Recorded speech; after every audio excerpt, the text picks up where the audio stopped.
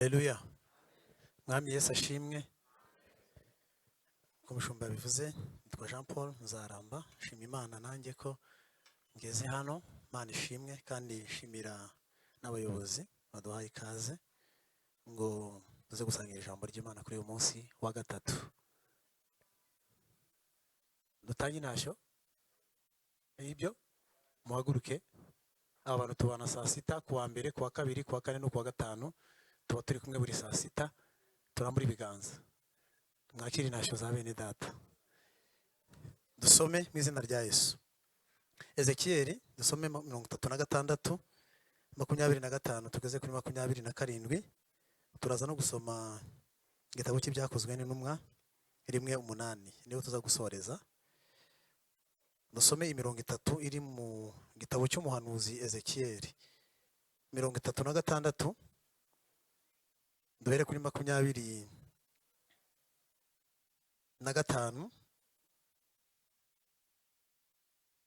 Duhere kuri 24. Nta kibazo, turageza kuri 27. Haravuze ngo nuko nzabavana mu mahanga mbakoranirize hamwe mbakuye mu bihugu byose, maze nzabageza mu gihugu cyanyu bwite. Nzabanyanyagizaho amazi meza, maze muzatungana, mbakureho imyanda yanyu yose n'ibigirwamana byanyu byose. Nzabaha n'umutima mushya, mbashiremo umwuka mushya. Nzabakuramo umutima ukomeye nk'ibuye, nzabashiremo umutima woroshye. Kandi nzabashiramo umwuka wanjye, nume mugendera mu mateka yanjye, mugakomeza n'amategeko yanjye, mukayasohoza. Amen. Ibyakozwe n'intumwa 1:8 niyo nsanganyamatsiko ya rusange iri muri uyu mwanya wo gusenga. Ni ijambo umwami wacu Yesu yavuze aribwira twebwe abigishwa be. Ibyakozwe n'intumwa 1:8. Icyakora muzahabwa imbaraga, umwuka wera nabamanukira, kandi muzaba abagabo bo kumpamya i Yerusalemu ni Yudaya yose ni Samariya no kugeza ku mpera y'isi. Amen. Tuvuge ngo amen. Hanyuma hamwe n'ibyo mwize kuwa mbere no kuwa kabiri, uyu munsi tugiye kuvuga umurimo w'umwuka wera mu guhindura umwana w'umuntu. Amen. Hanyuma ni ibihe byiza bikomeye Imana yateguye hano. Hanyuma ijambo ry'umwuka wera niryo jambo dukwiye kwiga mu bihe byose, bitari bya Pentecote gusa, kuko nicyo kintu Yesu yasigiye itorero kugira ngo kizabane n'itorero ibihe byose. Ndaza kuvuga ibintu bitatu, ibintu bibiri ndi buvuge bibanza. Ndaza kuvuga n'ubundi uruhare rw'umwuka wera mu guhindura umuntu. Hanyuma icyanyuma ni icyifuzo ndi bubaye kugira ngo tuze gufata umwanya wo kugisengeramo. Kandi yego, ndatekereza ko nari butinde, ariko turaza gufata umwanya wo gusenga. Buri wese araza gufata umwanya wo gusenga yirwanaho, abwira Imana ngo Mana, ndashaka kuba mu buzima bwo kuzura umwuka wera iminsi yose.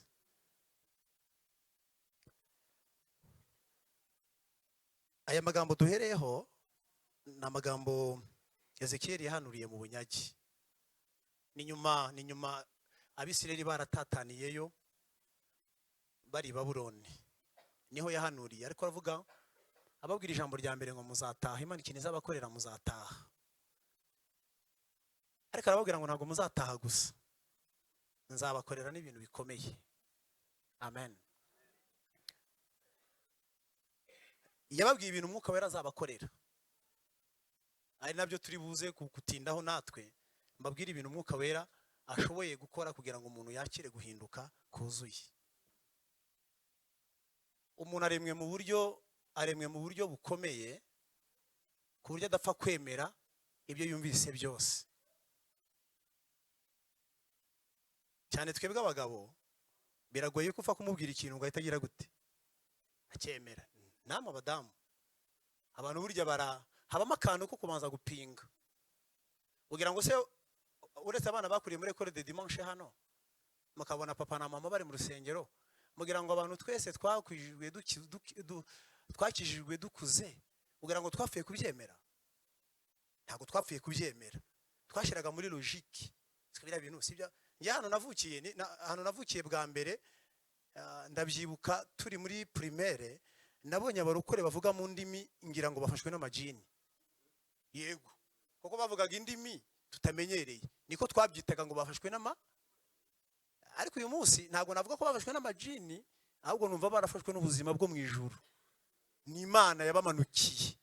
Urumva ko rero naremeye. Senga bifata nk'amajini, ariko mbere numvaga ari amajini. Ibyo rero nawe ufite uburyo wabifataga nk'abantu bakuriye mu madini yandi, mufite uburyo mutemeraga ibintu bya Pentecote basa n'abantu bagira akavuyo ukuntu. Ariko Umwuka Wera ajya avanamo akavuyo nanone. Ijambo narivuze muraryumvise? Hari ukuntu babasa wabareba ukabwira ngo bafite akajagari, ariko atariko ahubwo ari Umwuka Wera urimo kubakoresha ibyo abisi batumva, ariko ari iby'Imana. Haleluya. Abantu rero niko bateye, abantu ntibemera vuba. Kandi n'uyu munsi nugira ngo umuntu afa kumuhanurira gutya ngo itavuga ngo amen. Keretse abantu bamwe na bamwe bahita bavuga ngo vuga Mana, ongera uvuge Mana. Hari abantu bamwe na bamwe bahita bemera vuba, ariko hari abantu tutemera vuba, tukabanza tukashiraho nibyo cyangwa sibyo.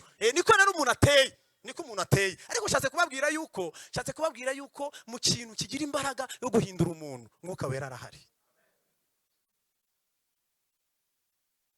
Ndi gutekereza mwese abari hano, ndi kubareba mwese, harimo abantu bakuze, harimo n'urubyiruko. Ndimo ndabareba nkabona ntimushobora kuba muri hano, mushobora kuba muri hano Umwuka Wera atarakoze.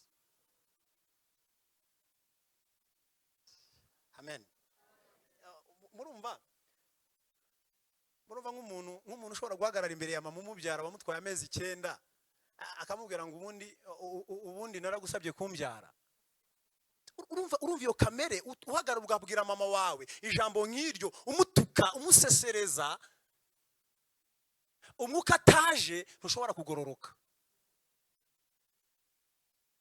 Haleluya.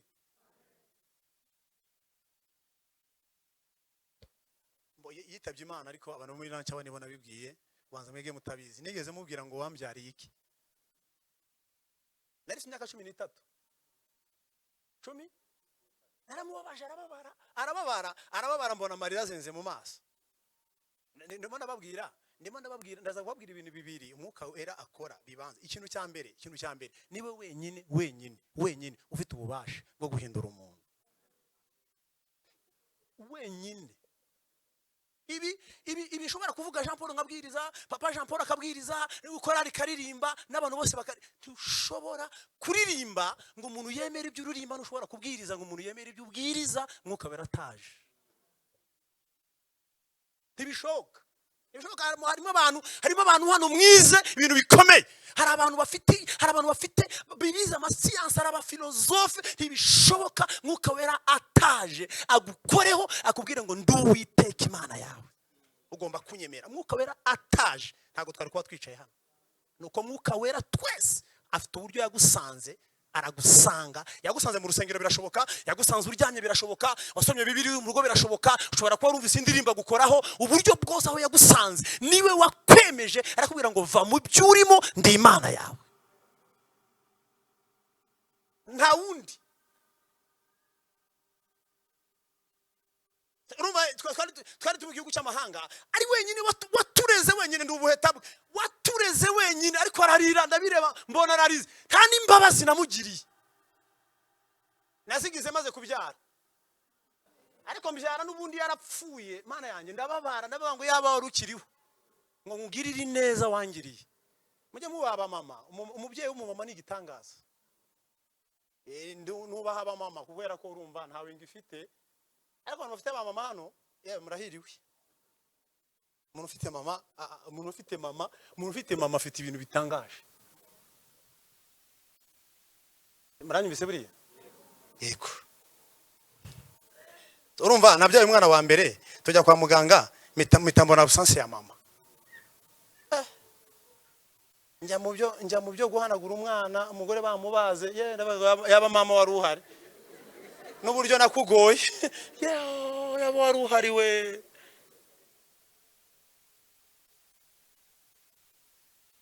Aba mama Imana ibahereza umugisha.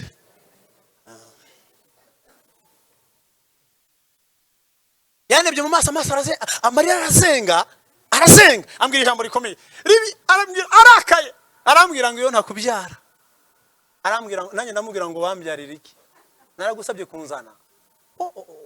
Tugeze ino ikintu cyambere nakoze maze gukizwa namusabye imbabazi. Mama yapfuye ari inshuti yanjye naramusabye imbabazi.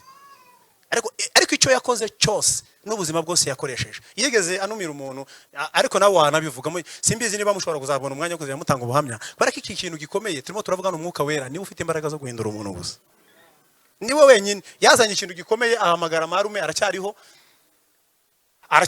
ntabwo nawe arifu niwe mwana wa karindwi w'iwabo aramuzana amuvana mu mujyi adusanga aho twari turi aramubwira ngo ndashaka ko nkubitira NZARAMBA yarananiye aravuga ngo ndamugukubitira niba yarakunaniye azirika amaguru azirika n'amaboko anjyamisha hasi arakubita akajya akubita no mu mutwe aramubwira ngo urarushya mushiki wanjye kubera iki. Arangije arambwira ngo uzongera n'umujinya mwinshi ndamubwira ngo nzongera.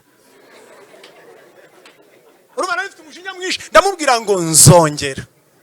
Icyo yakoze cyose nicyaminduye, icyo yakoze cyose nikigeze kimvanaho umwanda, icyo yakoze cyose nicyankosoye. Ariko igihe Yesu yinjira mu buzima bwanjye nagize discipline kugeza ubwo nijyana kwa mama ndamubwira ngo narakosheje nateye ibuye mu karere nakoze ikosa amezi 9 ukanaturuhana data dahari naracumuye. Arambwira ngo uracishijwe ko wahindutse ndamubwira nakishijwe. Usengera heze nsengera mu Pentecoste ni heze mubwira haruguru y'amashuri aho twabaga hariya niho wagiye ambwira ijambo riremereye arambwira ngo aho hantu niba haragushoboye hari Imana. Ntabwo ari blague rero ntabwo twavuse tumeze dutya ni igitangaza cyazanywe n'umwuka wera. Ari gihe witonda abantu bakagira ngo warwaye malaria kandi utarwaye ahubwo ari ubuzima bundi wafashe bushashe. Mujya mwitonda ibintu byo kuba mu rusengero ibintu byo kukara no kugira amahane no kwifata mu biyunguyungu ukajya uvuga reka tuzadushira bakamenyetso hari ikintu kiba kitaraba. Ibigi ubona umuntu yifata gutya urazi njye urazi nibakuzi nyine muri hari ibintu biba bitaraba mu isi y'umwuka ku buzima bwawe. Ariko turakurarikira ukingura umutima wawe nta wundi waguha ubuzima busha keretse umwuka wera. Nyagakuru waracyariho yarandebye arambwira ngo NZARAMBA yararwaye. Baravuze ngo yararwaye ntabwo nzi ko bavandimwe banjye bari hano abavandimwe bakunda kuza muri aya masengesho ariko ntabwo bahari banze baravuga ngo arababwira ngo reka NZARAMBA yararwaye ni mu mureke amaze ibyumweru 2 atarwana 2 ni ukuri yarwaye malaria y'umusaraba umwe. Ntabwo natuzaga harimo ikintu tuvukana kigira imbaraga. Dawidi yavuze ngo mu byaha niho mama yagize gute yambyariye umva niyo bakuriye muri ekole de dimanche niyo warize gute hari icyaha wavukanye ariko hari umunsi umwe umwuka wera aza agakora igitangaza. Hari umunsi umutazi ijoro utazi umugoroba utazi umwuka wera aza. Icyama muri amasengesho y'imisi 21 umwuka wera akora ikintu gikomeye. Nawe yarambajije arambwira ngo NZARAMBA babaye iki nijo zinumva bari bazi Jean Paul nimva n'izina ryanjye mama arambwira ngo babaye iki wararwaye wowe ndambwira ntabwo narwaye tate ntabwo narwaye nsigaye njya gusenga usengera ndambwira mu Pentecoste niho nagiye navuye mu Gatolika nagiye mu Pentecoste aho hantu wagiye ko hakomeye nukuri hano turi muri Pentecoste harakomeye ko mutavuze ngo amen mwari muzi ngo harakomeye n'ukuri haba Imana. Arambwira ngo nzabireba ategereza ukwezi agira ngo nzarwana birahagarara ategereza amezi 2 arababwira ngo yewe nzaramba sigara senga koko. N'ubuzima buza bushya abaturanyi bakabubona. N'ubuzima buza bushya umugabo akabubona. N'ubuzima bushya buza umugore akabubona. N'ubuzima bushya buza abana bakabubona. Ntabwo ari ibintu bya blague, ntabwo ari ibintu byo gufitira. Ibintu Mwuka Wera akora ni ibintu bizima biriho kandi bifatika. Amen. Abishira rero babwira ngo Imana irababwira ngo rero muri ibyo bihe mwarageze mu gihugu cy'iwanyu nzabakorera ikintu gikomeye. Ikintu gikomeye nzabakorera, nzabezaho imyanda yose. Mubyitegure nimuvinaha ngabaha igihugu, nzabezaho imyanda yose, nzabahindura mbuhagire, maze kubanyanyagizaho amazi, nzabakarabya, nzaboza. Andi mahanga nababona azababona mukeye kubera ko Umwuka Wera nzaba yaje. Arimo abantu mushobora kuvuga hano tukagira ubwoba. Urimo urambwira umuntu nigeze mbana n'umwana ku ishuri kuri secondaire kugira ngo atsinde amatiyera ifatishe neza tuzajye muri interrogation cyangwa tuzajye muri exam, yagombaga kubanza kunywa urumogi. Kabanza agakurura itabi tumureba, agakurura, hanyuma twajya muri exam cyangwa muri interrogation agatsinda cyangwa karatsindwa, kavuga ngo sinapima gukora exam cyangwa interrogation ntari nyoye. Uwo muhungu twarasenganye nyuma aza kuza gukizwa. Ariko reka mbabwire ikintu cyamubayeho kugira ngo iyi myotsi y'urumogi imushiremo. Igitangaza n'Umwuka Wera wakoze akazi. N'Umwuka Wera wakoza akazi. Hari twageraga guca akambwira ngo ndumva akotsi ndakumvise kandi nta tabi ryanywereye aho, nta rumogi runywereye aho, akumva ngo akotsi arimo arakumva. Ariko uyu munsi ndamuzi, ni umudiyakoni ku itorero rimwe, ni umwana mwiza yarakijijwe, ariko nta kindi cyabikoze, ni umurimo w'Umwuka Wera.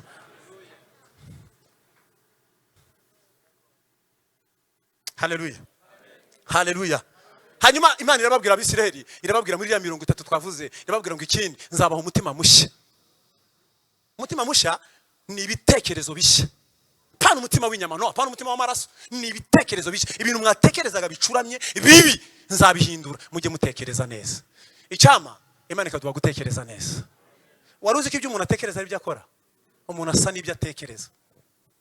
Ibyo dushira mu bikorwa tuba twabitekereje. Imana idushoboze mbere yo gukora, iduhe gutekereza neza. Ubuzima bwacu butekereze neza. Ikindi arababwira ngo nzabashiramo umwuka wanjye, ariwo turimo turavuga. Muzabana n'umwuka wanjye. Umwuka wanjye azabakorera ibintu bibiri. Cyambere azatuma mugendera mu mateka yanjye. Gatatu azatuma mugendera no mu mategeko yanjye, kandi ayo mategeko muzayasohoza. Timuzajya iburyo cyangwa ibumoso ku mategeko yanjye. Imana idushoboze ituma ndura umwuka wayo wera mwinshi. Ijambo rya kabiri ndashaka ko tuzagufata umwanya wo gusenga, turafatanya twese gusenga. Haleluya. Ijambo rya kabiri, Umwuka Wera ni uzana inkomezi zikomeye mu buzima bwacu, ni uzana imbaraga nshya zigakorera mu buzima bwacu.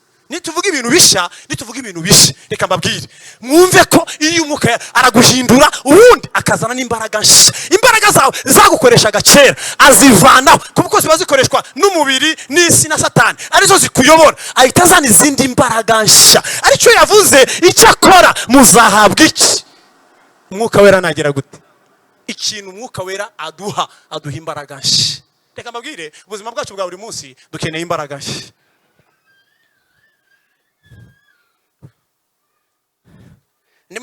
Nimo ndababwira ibi bintu. Abantu bakijijwe baratangaje. Umuntu ukijijwe ntabwo ari umuntu usanzwe. Nukuri ntabwo ari umuntu usanzwe. Umuntu ukijijwe wuzuye Umwuka Wera, uba mu buzima bwo kuzuza Umwuka Wera, ntabwo ari umuntu usanzwe. Reka mbabwire ukuri, ntabwo ari umuntu usanzwe.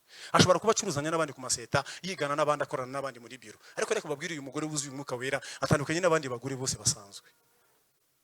Iki turimo gifite imbaraga nyinshi. Iki turimo kiraremereye. Haleluya. Nusoma wumve ikintu ndimo ndababwira kuri iki kintu. Aha hantu niho ushaka kuza gutinda, muhumve neza. ubu buzima bushya mbabwira buzanwa n'umwuka wera, harimo n'ubushobozi bundi duhabwa. Apana izi imbaraga zo guterura umufuka wa sima, no sishaze ntabwo nshatse kubabwira no guterura n'ibyo kujya kubikwa n'ibindi, sicyo nshatse kubabwira. Nimo ndababwira uburyo umwuka wera ahereza umukristo ubushobozi bwo mu bitekerezo, akaba yaterura ibintu biremereye mu isi y'umwuka, akashobora kuba yakwihanganira ibintu isi itakwihanganira, agatwara ibintu uburyo ashobora, uburyo yari yajisa muri societe, akaba afite ibindi bintu arengeje abandi afite ubushobozi bundi. umugira gutya mu gihe uhise undi amusubiza akamukubita ingumi cyangwa ikofe, we wamugira gutya akumva ntacyo ukoze, akumva nta n'icyo umutwaye. Simuranyibize.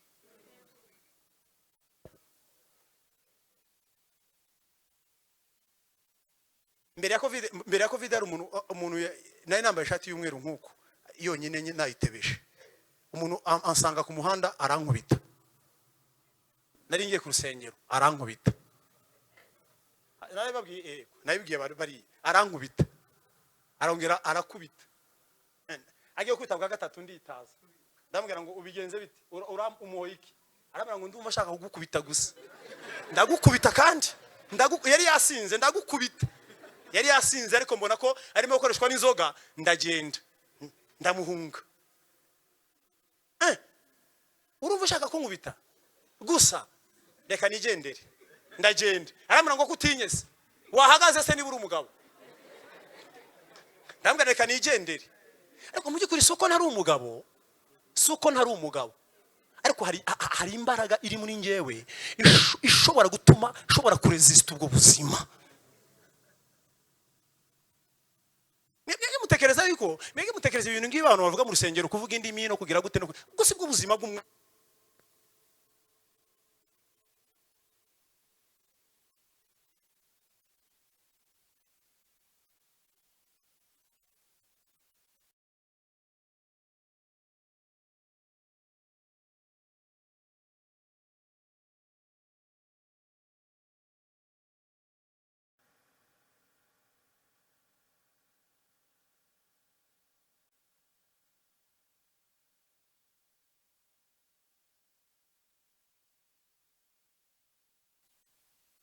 Wakera byari kugenda bite? Ntabwo nababeshye, nari kumuzirika.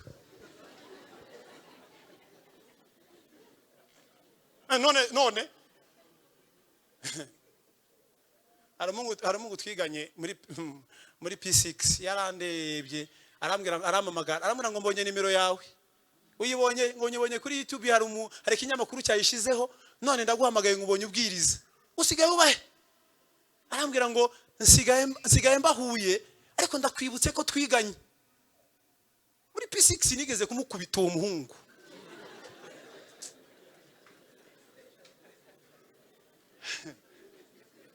Ntabwo nari nzi ko nibutanga ubuhamya, ariko ni byiza. Mu rusengero habamo ibintu bitandukanye by'abantu bashobora kugambanirana, kurwana, kugira ibintu bya minkokora, ibintu byinshi mu rusengero. Ibyo bintu nibyo hanze. Abantu barwaniye mu kabare wabumva, ariko abantu barwaniye mu rusengero ntibyumvikana. Ndamubwira wanyumvise, arambwira ngo ndabona wabaye pasiteri disi, maze iminsi ngukurikira. Arambwira ngo nanjye kubera inyigisho zawe ubu ngubu narakijijwe, nakiriye agakiza, sigaye senga. Arambwira, aravuga, nzakwibuka ko namukubise ingumi ku munwa ndawumena, amaraso arava. Umwarimu arambwira ngo uwishe umuntu. Bantu mu mubyeyi arankubita ku ishuri. Ariko ndamubwira unkubita iki se ubundi ko ari we wancokoje? Yari yambwiye ikintu gisanzwe gitoya gitope cyabindi abantu ku ishuri babwirana nabi. Yaravuze ijambo ngo abantu mwavuye hanze muri rata. Turirata, reka nze ngwere ku buryo twirata. Ndafata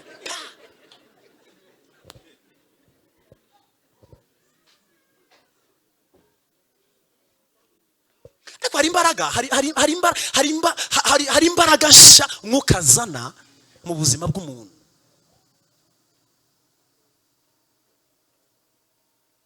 Amen. Nahise mera ko ndamubwira naye narakubuze mu bantu nigeze guhemukira narakizwa, narakubuze. Ndanamubwira ngo rero umbabarire, rero cyagiye nigeze ngukubita, arambwira ngo narabyibagiwe ahubwo ndimo ndafashwa n'inyigisho zawe n'ubu ngubu ndimo ndazumva.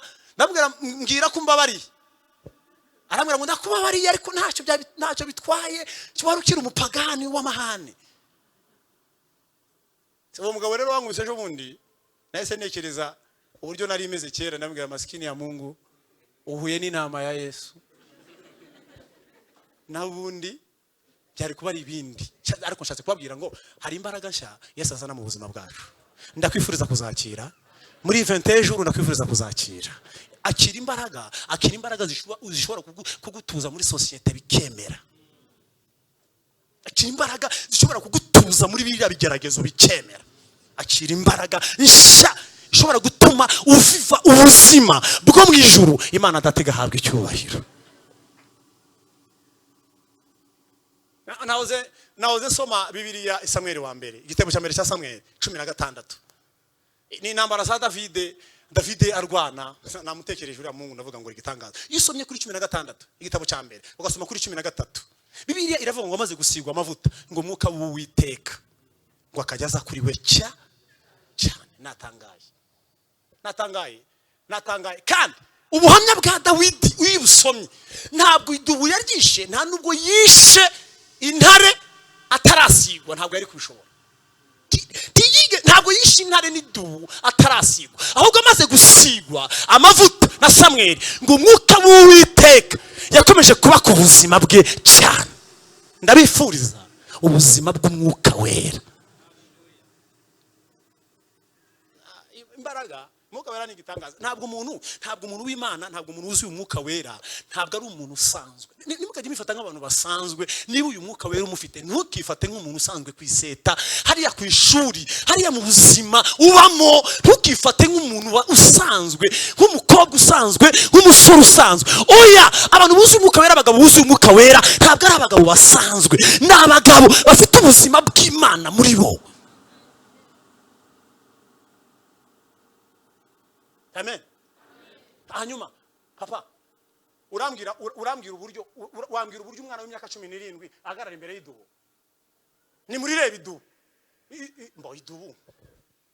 Ntabwo natekereza ko muri ibi bihugu byacu byo muri East Africa niwapfa kuribona. Keretse wenda ngo muri Kenya niba rishobora kuba riri. Ariko muri ibi bihugu byacu byo hafi ntibapfa kubona idubu. Idubu ni inyamaswa y'inkazi. Ariko urambwira uburyo umuntu wambaye umubiri bisanzwe akubitana n'idubu agahagarara. Kubera iki? Byagenda biteze. Byashoboka se? Uretse n'idubu ya yindi imoka wapfa kuyagarara imbere gusa ngo watinya wagenda. Idubu. Ariko umwuka wera ni igitangaza.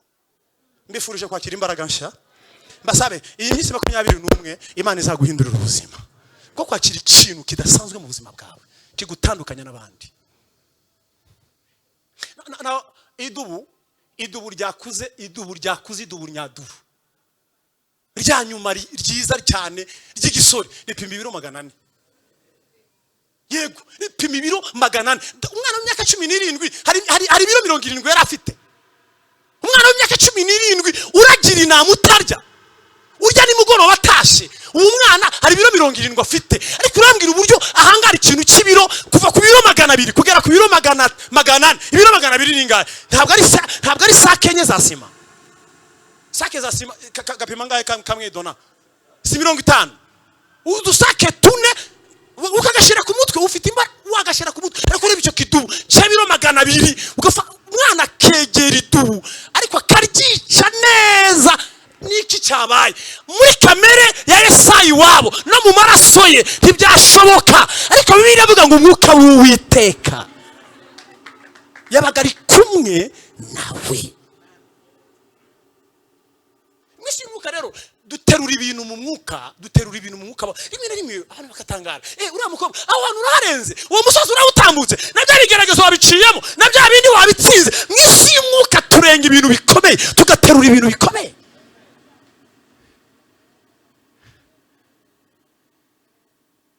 duhangana n'ibintu abantu kavuga nibyo biriya bintu Jean Paul biciyemo, biriya bintu Glorious arabitsinze, biriya bintu nyirarunaka biciyemo byagenze bite?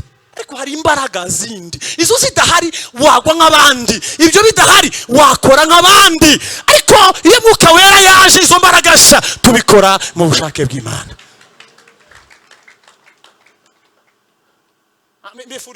Ndabifuriza ku munsi wa gatatu Imana iduha ikintu gishya tutigeze tubona mu buzima bwacu, cyitwa iyi mbaraga y'Umwuka Wera. Haleluya. Mwese mujya muzibona hano muri hano turazifite mu Rwanda muri izi parike zacu. Usanze intare banakubwiye ko yanapfuye bakubwira ngo yikore mu maso, bayikora mu maso. Bakubwiye gusa ngo yapfuye, gerageza ukore mu maso. Bakubwira ngo ipfuye mu minota 5 ishize. Papa Jean Paul bakubwira ngo yapfuye ipfuye mu minota 5 ishize, yikore mu maso, uhumura yikoreho. Washidikanya yuko itapfuye, kabango reka nigendere. Ariko uyu mwana biratangaje. Intare yafashe umwana w'intama ngo iriruka. Uyisomye Bibiliya ngo nawe ngo aravuduka. Ngo Umwuka w'Uwiteka yazaga kuri we. Reka ngwire iyo Umwuka Wera hari dushobora kwiruka ahantu hakomeye turi mu mubiri tutakwiruka. Ndabifuriza ngo abantu tubatizwe mu Mwuka Wera, abantu buzuze Umwuka Wera. Niyo ntsinzi y'abapentekote, niyo ntsinzi y'abavuga butumwa n'abahanuzi, niyo ntsinzi y'abaririmbyi. Mureke twuzure Umwuka Wera. Ariruka ngo aranayidepasa. Bitangaje, ni ibintu Umwuka Wera akora biratangaje. Mbuze ururimi rwo kwibasobanurira, ariko ndatangaye ibintu Umwuka Wera akoresha abantu b'Imana. Umwuka Wera bakoresha ibintu bikomeye.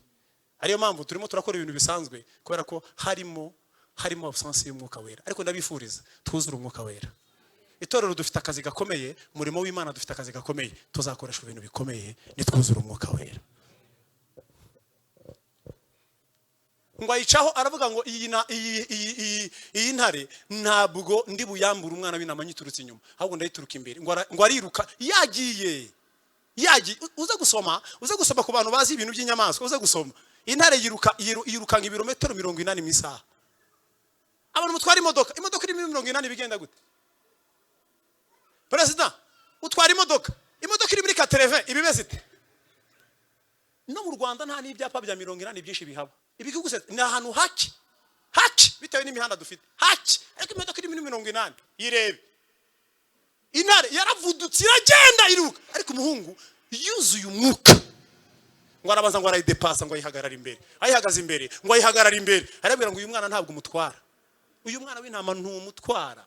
Akora utujeste sinzi ikintu yakoze ngo irasama, ngo yasamye ngo umwana aragwa w'intama. Aguye ngo David ngo asama umwana, ngo ashira mu gatuza, ngo arahindukira, ngo arirukanga, ngo ajya gushaka undi mukumbi, ngo nayo iramukurikira, ngo ahita ahagarara imbere y'umukumbi. Arabwira ngo ahubwira ngo wice intama imwe muri izi, urabanza unyice. Ngo irasama, ngo igurutse, ngo afata akana nko hejuru nako hasi, ngo amarara atakara. Ikintu kingana gityo cyitwa intare. Umwuka adahari yakwica. Abantu batuzuye Umwuka Wera barimo barapfa umugende mu isi y'umwuka, ariko nitwuzura Umwuka Wera ntabwo Satani azabona imirambo yacu. Bitangaje.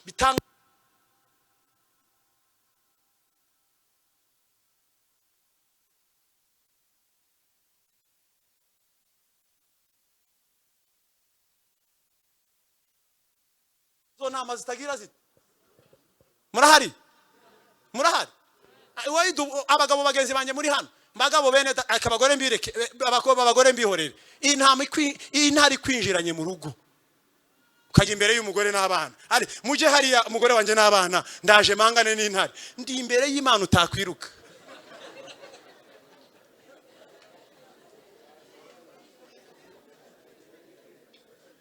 Iby'inama byo ni ibindi, iby'inama zo ku rusengero ni ibindi.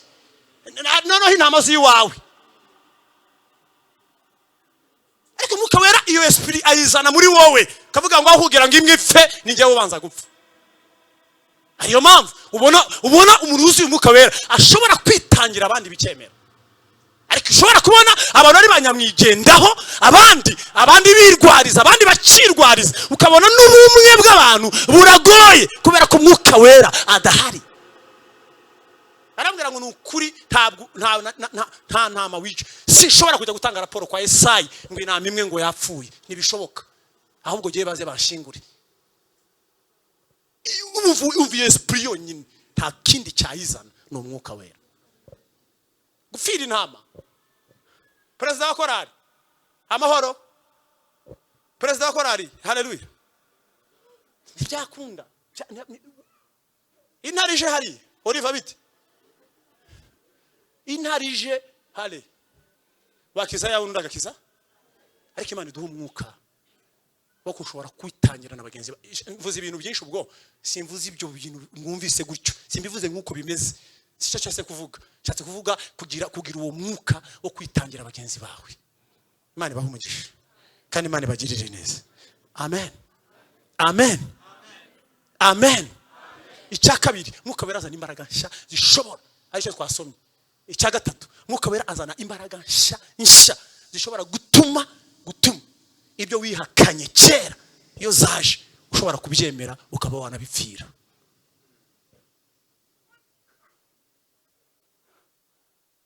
Muri bukakera abantu barimo barakizwa, hari Bible tu Nouveau Testament tw'ubururu. Murakwibuka kugira ngo abakobwa mwabanaga kera batamenya yuko bagashiraga hano kugira ngo batagira ngo wabaye umusazi. Ariko umwuka wera waje na Bibiliya y'ibijana wayifata ukayitwara ku mutwe ukababwira yuko Yesu agira. Uwarimo abajene hano, harimo abajene hano gutwara Bibiliya byabananiye batagira ngo warasaze. Mujya mutubwira ngo muzifite muri phone kandi koko murazifite, ntawo byanze. Ariko ikimbabaje si ukuzitwara muri phone, si cyo kibazo, ahubwo nuko wagira isoni zuko bamenya ko wakijijwe. Nicyo cyaba ikibazo.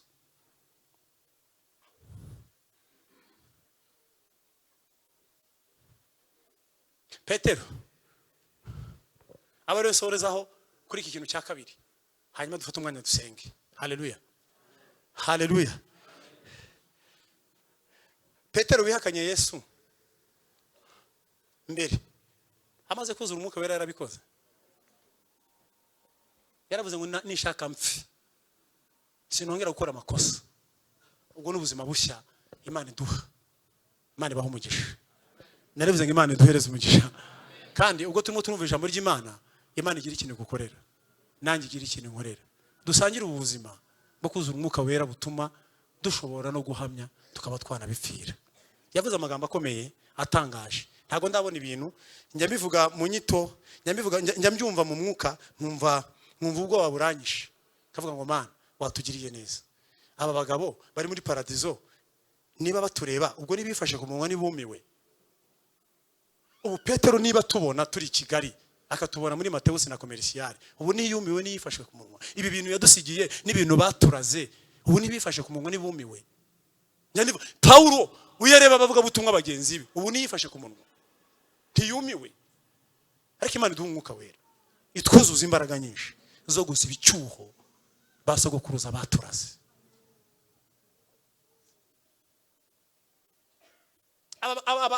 Mwege mushobora kubyumva neza cyane kuko ko maze iminsi muri kwigisha ijambo ry'Imana mwabyumva cyane. Papa yavuze ibintu biremereye na muri izi generation zacu. Imana izamfashe gukora ubushakashatsi nawe uzabikore. Yavuze ibintu biremereye kwisi. Umugabo waramubwiye bwa mbere abibwiwe n'abagabo basanzwe, mama basanzwe. Wowe twakubonanye naye arababwira ngo nukuri Yesu singize gute. Kabiri abibwirwa n'umuja nukuri ngo w'umumama arababwira ngo nukuri n'imvugo yawe. Arababwira ngo wa mugore we ibyo uvuga ntubizi. Uwo mugabo simu aramwiyakana kandi baragendanye 3 ans. Kandi yari umugabo w'inshuti ye ukomeye. Yaramaze kumubwira ngo twakuvaho tuka nukuri, yaramaze kubivuga. Ushobora guhereza Yesu ama promesse ariko utakuzura umwuka wera ukazamwihakana. Hari amasezerano muha Yesu ariko umwuka ataje. muzayacamo. Arabimubwira bwa gatatu barimo kota umuriro, aramubwira ngo yewe tumaranye umwanya hano ariko twabonye Getsemani uri kumwe nande. Bwa gatatu nukuri aravuga ngo nukuri uwo mugabo simuzi. Ngo kwitibika ngo Yesu amureba mu maso ngo Petero agira ubwoba. Ni wa mubiri mushumba yatubwiye, umubiri aba ari umubiri iyo mwuka ataje iteka ryose dukora ibyo umubiri ashaka. Haleluya, haleluya. Aramubwira ngo simuzi. Ababwira ahantu batubwiye heza cyane, yabivuze no mu nyito nziza. Iyo batajyayo byari kubiki, ariko kubera ko bemeye kujyayo, ayavuze ngo natwe ubwo twemeye kuza hano natwe ubiteka twibuke. Ngo umunsi wa 10 ngo buzura umwuka wera bitangaje bikomeye, ngo aramanuka ngo ari gukoreshwa n'izo mbaraga arizo ziri kumuyobora, ngo ari kuzura aruzura. Yumva ijambo rimwe, yumva umugabo umwe aravuze ngo aba bagabo bashobora kuba basinze ihira, hari saa 3. Ari undi aramubwira ngo oya ntabwo twasinze, ahubwo ibi byahanuwe n'umugabo witwa Yoweri ko mu minsi y'imperuka Imana izasuka umwuka wera ku bantu be. Ibi rero ubonye byabaye ni Yesu bikoze, niwe uduhaye izi mbaraga kuko yatubwiye kuzivuga. Avugamo ijambo riremereye ryari ritangaje. Mundebe hano hanyuma aze gusenga, avuga ijambo riremereye, aravuga ngo wa undi mwishi mukagira mute Imana yaramuzuye. Hari ikinyoma cishuwe gishushe kirimo ikintu bita hari amaterme munyamukoresha hano, kirimo diru, kirimo ikintu bita amafaranga. Umuntu wese washaka kubivuga akira amafaranga ntiyazutse, baramwibye. Kandi kiri ku rwego rwo hejuru ku buryo ni Roma babizi ko nta kuvuga ko yazutse.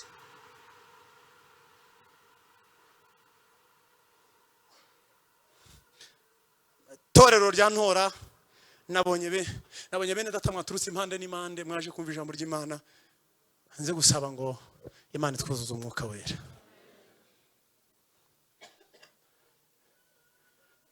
Turi mu bihe bigoye. Kurya no gukoma amashyi, kurya no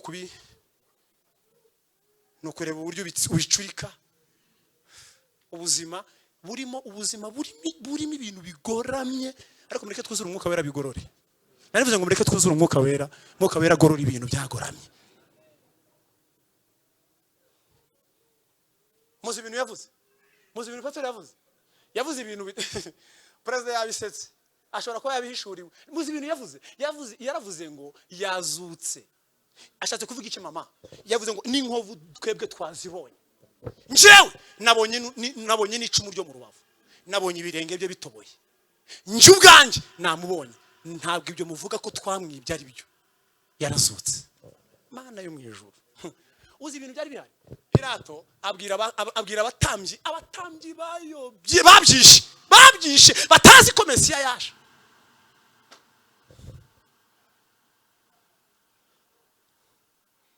Ndababwira ibi bintu byose mubona, ibi bintu byose turimo, igisubizo cyabyo no kuzura umwuka wera. Ibi ngibi mubona, izi mbaraga, izi bintu mubona, ibi byose mubona bigoye abantu, binanije abantu. Umwuka wera naza azasobanura ibintu. Narivuze ngo umwuka wera naza aza kugira umugabo ukomeye, aza kugira intwari ya Yesu. Ndakwifuriza kuzura umwuka wera, ndakwifuriza kubatizwa umwuka wera, ndakwifuriza kuba mu buzima bwuzuye umwuka wera, ndakwifuriza kuzura umwuka wera mwinshi kandi mwinshi. Ndashimira Imana ko itorero ryacu tukivuga umwuka wera. Hari ibintu byarangiye byo kuvuga umwuka wera byararangiye handi, ariko ndashimira Imana ko tukivuga umwuka wera. Umwuka wera nicyo gisubizo cy'itorero. Umwuka wera niwe gisubizo cyawe.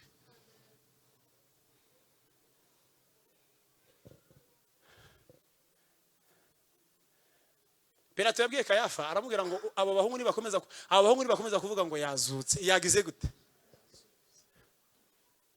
Afere yacu irabipfuye. Kwa Kaizari baratumanika. Pilato yari umukozi wa Kayisari i Yerusalemu. Abwira Kayafa, aramubwira ngo abo bahungu banyu b'Abayuda, uranyumva, mubabwire baceceke. Kayisari Roma yarakaye. Ibyo bintu ntashaka kuzabyumva n'umunsi n'umwe. Mukomeze muvuge ngo ibaramwibye, nibishaka mubishire mu mafaranga menshi, ibaramwibye ntabyo kuzuka. Ariko Petero w'umurobyi, umugabo wihakanye gatatu, umwuka wera aje arambwira ngo sinongera gukora amakosa. Mwuke cyangwa mwiki, arababwira mu bice bya kane byakozwe n'intumwa, arababwira ngo ari mwebwe n'Uwiteka twumvire ndi. Nsubiremo, ntabwo bamwibye, umwami wacu Yesu yarazutse. Gereza, ariko Imana idufashe, Imana ibagirire neza. Narevuze ngo Imana ikugirire neza. Mwuka wera aze, niyo byaba akazi bakwirukanamo, niyo byaba ibyo uri bubure by'umubiri, niyo byaba ubutunzi uri butakaze, ariko Imana iguhereza imbaraga nshya ishobora gutuma uvuga ukuri kw'ibyo wabonye kuri Yesu. Ubwo nibwo buzima bw'abantu buzuye umwuka wera. Imana igushoboze mu izina rya Yesu. Muranyumvise? Mbabwiye ibintu bikomeye, Imana ibafashe, nanjye Imana imfashe, Imana igufashe, nanjye imfashe. Ibi turirimba, ibi tubwiriza, ibi mubona dukora, dusenga, mwuka wera atari hano, adahari, nta buzima ushobora kubona duhindura abantu ngo duhindure isi, umwuka wera atageze gute adahari. Muzi ikintu ababwiye, arababwiye ngo nimujye mu cyumba cyo hejuru. Petero ukunda kuvuga, uri imvuzivuzi, ariko singa ukeneye uvuga ngo Yesu agira neza utaruzura umwuka wera.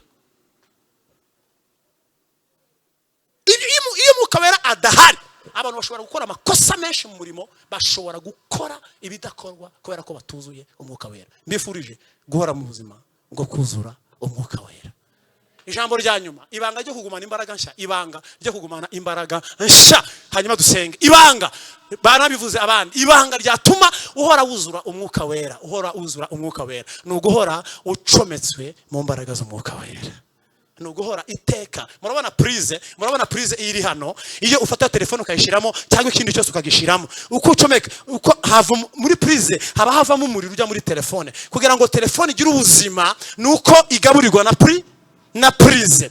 Telefone niyo yaba iPhone ya yindi henze cyane, itagira umuriro, ntacyo yakumarira.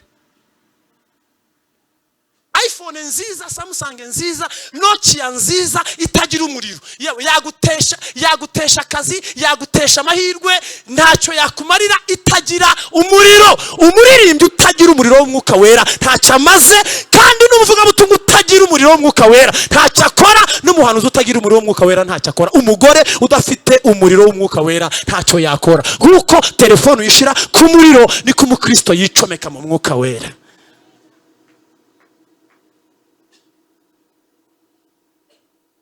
Mbifurije guhorana ibyo bihe, muvuge ngo amen. Haleluya. Ibi mwakoze ni sawa, Imana ibamere umugisha. Nesho muzagaruke twongere twicomekeho, no kuwa gatanu mugaruke, mu cyumweru gitaha mugaruke, tuzageze kuri Pentecoste ducometsweho, turebe icyo Uwiteka yadukorera, hanyuma tubone umuriro w'umwuka wera. Mwaririmbye ngo cana uwo muriro, tuzakizwa nawo. Haleluya. Umukobwa wacu umukobwa muri Pentecoste utagira umuriro, nta kintu mu isi y'umwuka akorera Yesu, ntabwo ushobora guhesha Imana icyubahiro ngo byemere. Ariko iyo ucometswe ku muriro, nta kintu kifa kugukoraho, uratwika, kubera ko muri Yesu havamo imbaraga z'umuriro. Amen. Ubwo nibwo buzima Yesu yakoze. Nusoma Luka 40:22, 40:43, reka mbabwire ibintu ushaka kubabwira. Izi mbaraga zijya zishira, nta kintu kitaza gisaza. N'imbaraga Imana iduhereza zijya zisaza. Imbaraga zo kuwa mbere nizikora kuwa kabiri, n'imbaraga zo kuwa kabiri ntabwo zikora kuwa gatatu. Kandi imbaraga z'uyu munsi zo kuwa gatatu turi bwakire ntabwo zizakoreshwa. Mu gitondo urakomba gusaba izindi, ko mutanyumvise. Kuwa mbere haba ibyaha byaho, no kuwa kane hakaba ibyaha byaho, kandi biza bitandukanye. Rero kuwa kane ugomba kuba wavuye mu rugo wacaginze. Imana ibane namwe. Kubereka ubundi muva mu rugo telefone zuzuye, mukavayo mwege mutuzuye.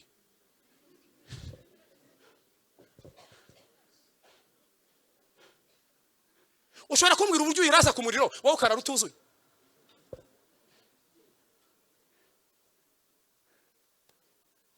Nibwo buzima rero, kugira ngo bishoboke ugomba nawe kwikonekita muri Yesu hanyuma akakuzuza. Nicyo yahoraga akora Papa Jean Paul, ukibuke nigeze nkibwira abakristo b'intora mwongere mukibuke nicyo yakoraga, ngo yarabwirizaga ngo agashirirwa, ngo ariko akabona ngo ntiyajya kuryama, ngo ejo mu gitondo azabona imbaraga, ngo akarara kwasi, ngo akongera ngo agacaginga, ngo mu gitondo akamanuka muri nibature ngo yuzuye. Ariyo ma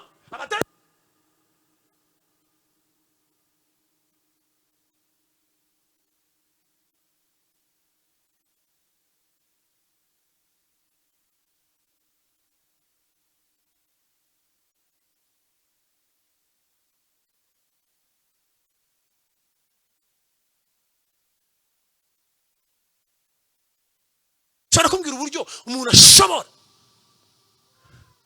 Hari ibintu mutajya mwemera, ntago mujya mwemera. Biriya bintu byo kwikubita hasi mu rusengero ntago mujya mubyemera bamwe. Haraho biba ari iby'umwuka mibi, ariko hari naho biba ari iby'umwuka we. Iyo ufite umwuka wera, undi afite imbaraga ya Satani. Ufite umwuka wera, ufite imbaraga ya Satani, iyo utangiye gusenga. Iyo utangiye gusenga, yikubita hasi. Ko mutanyumvise? Impamvu mutabyumvise? Mwabivugira amena se? Ntago mubyumvise. Ntago mubyemere, byose mu giti bya Satani ngo abantu bikubise hasi, harabikubita hasi birabareba. Abikubise hasi kubera abadayimoni cyangwa se n'imbaraga zindi babashizemo bijya bibaho. Ariko ndagira ngo mbabwire ko umuntu urwaye abadayimoni akicara n'abanyamwuka beza b'abanyamasengesho ntabwo ya resista kwicara no guhagarara, yikubita hasi. Ababyibuka muvuge ngo amen. Nibyo. Ibyo rero nta kindi ari cyo cyubahiro kigaragara mu materaniro. Ntitugomba gutakaza icyubahiro cyo mu materaniro. Ntidushobora gutakaza icyubahiro, mwabaririmo. Ntitugatakaza icyubahiro cyo mu materaniro ngo dutakaze icyubahiro cy'itorero. Ariko Umwuka Wera ni uzana icyubahiro ku itorero, akazana icyubahiro mu materaniro. Ku buryo umuntu wese ufite gahunda ya Satani na Antikristo adashobora kwidegembya mu materaniro yabuzuye Umwuka Wera. Cana umuriro niwo wadukiza. Imana ibane namwe. Narivuze ngo Imana ibane. Nta mbaraga zidashira, nta kintu kidashira. N'imodoka urayigura ikagenda ishira, ishati urayigura ikagenda ishira, ikoti urayigura ikagenda ricuya. Nta mbaraga zidashira, nta mbaraga zidashira. Petero zaramushiranye, ariko nyuma aza kuvugururwa yambara izindi mbaraga. Intumwa zaje imbaraga zarabashiranye, ariko Yesu arongera arabavugurura. Natwe turi muri 21 jours kugira ngo Imana ituvugurure. Turi muri 21 jours kugira ngo Imana ivugurura abatambyi, ivugurura abaririmbyi, ituvugurure twese kugira ngo itorero rya Yesu rikore inshingano ryacyo.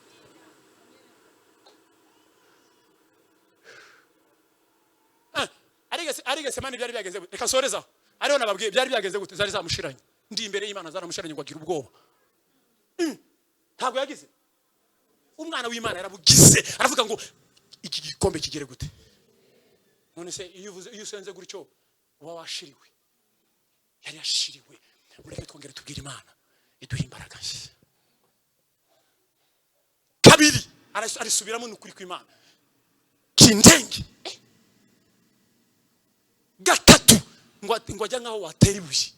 Ngo ajya wenyine. Pete komeza muryame n'ubundi bitotsi byanyu namwe binteye ikibazo. Reba abantu basinzirira, reka abantu basinzirira mu rusengero, ariko abantu basinzira ku musozi wo gusenga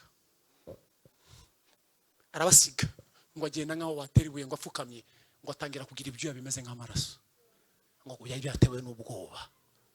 Aravuga ngo papa, ndabona ibintu bindi imbere, ndi njyenyine, nabuze n'umusada w'abansengera, ndananiwe. Ngo agira ubwoba bw'Imana, igira ubwoba. Yari Imana 100% mu byibuke, yari Imana akaba kandi n'umuntu. Ariko aravuga ngo data kindenge, ndananiwe. Ndabona imikoba y'Abaroma, ndabona inkoni z'Abaroma, ndabona kwambara ubusa, ndananiwe. Hari igihe ugera muri iyo situation ukumva urananiwe, kuva wasezera. Ariko turi hano uyu mugoroba ngo witeka duhe imbaraga.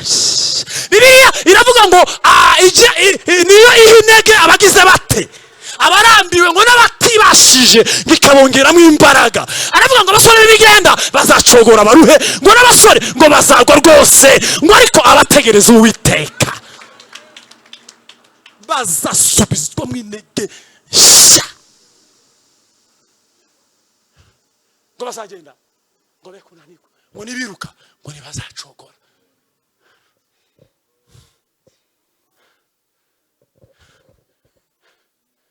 Muhaguruke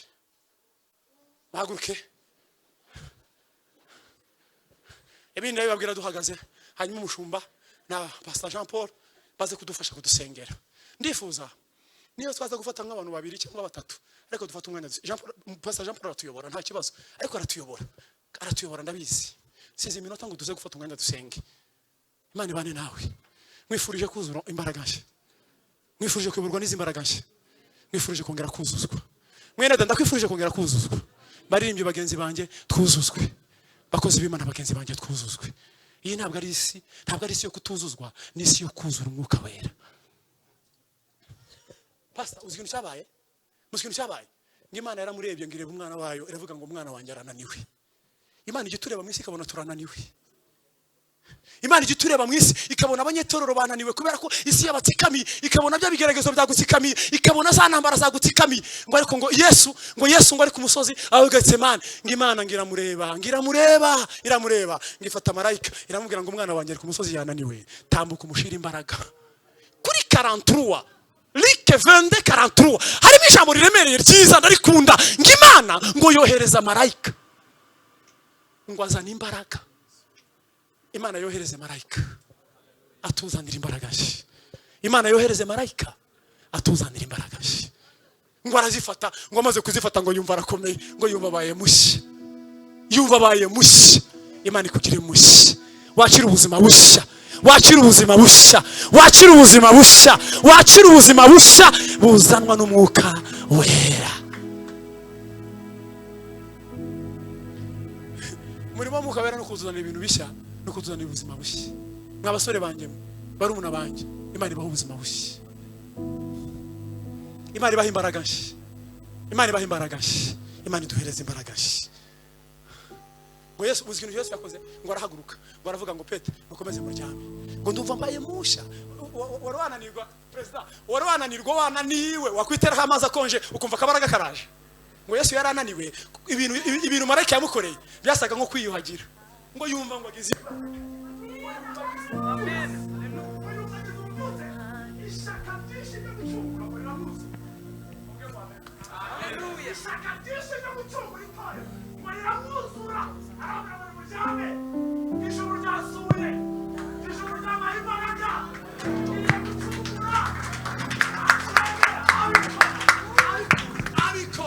Abikunze.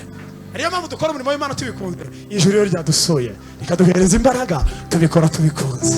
Imana iguha imbaraga nshya, Imana ikuzuze ububasha bwayo. Ibanga ni ukugumana na Yesu, wicomeka kuri Yesu. Irindi banga risa n'iryo no komatana nawe. Komatana gira guki komatana n'umwuka wera ukagumamo. Ibyo nibyo byashoboje umugabo witwa Yesu. Yesu aramubwira ngo imisozi yose twarayitanze yose, hasigaye umusozi urimo umugabo ukomeye w'intwari. Aramubwira ngo Yesu wawe umpereze, Uwiteka wabanye nanjye gatabara afite 40. Muvuge ngo amen. Mfite 40 n'ubu ndacyatabara ngatabara uko afite 85. Ibanga nakoze nuko nomatanye n'Uwiteka.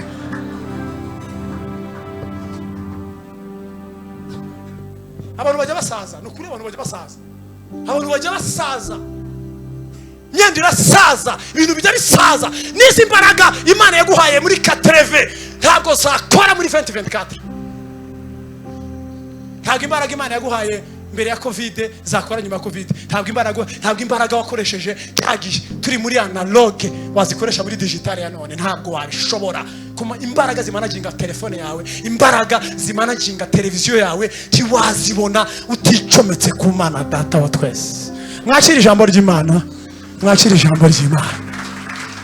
Mushumba tambuke, hanyuma turebe umushyitsi Imana yaduhaye uyu munsi ushaka kwakira ubuzima buhindutse, akavuga ngo njyewe ndumva umwuka wera ari wanshobora wenyine, niwe wampindura. Mvuga ngo ndashaka gukizwa, ndumva nari naraguye narabiretse, ariko ndumva umwuka wera uri muri iri teraniro, uri muri iyi minsi 21 ashobora kugira icyango rero. Ba mama na ba papa ndatekereza ko ubuzima bwanjye nabwegurira umwuka wera, hanyuma umwuka wera akazanamo impinduka zikomeye.